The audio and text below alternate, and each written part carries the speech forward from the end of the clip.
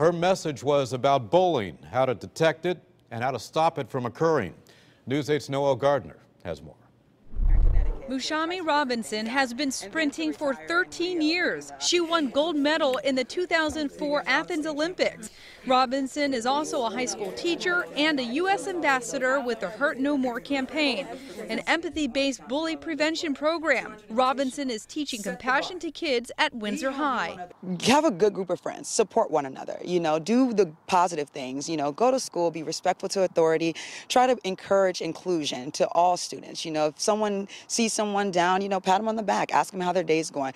Robinson says she knows what kids are going through and hopes to combat bullying in schools. Sometimes we just need someone to stand up and say, hey, don't do that, or hey, don't say that, or that's not nice, or just say, hey, I'm not going to take it anymore. What do you need from me? Why don't we try to be friends as opposed to being, at odds with one another? Windsor High student athletes say on and off the field, they've seen their classmates bullied.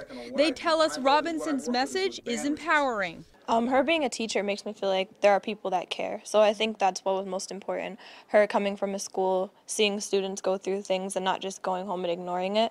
So it makes me feel safer, but then it makes me feel like I should get out and do something because she said young people can move mountains. So bullying goes on even on the field, trash talking, people going back and forth.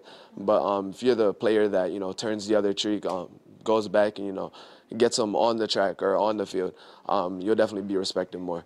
Robinson has a message for students. What I really try to push into them is to just look inside themselves and love what they love about themselves, no matter what anyone says. Because as we know, everyone's not going to like you, everyone's not going to be your friend, but we can all respect one another. Reporting in Windsor, Noel Gardner, News 8.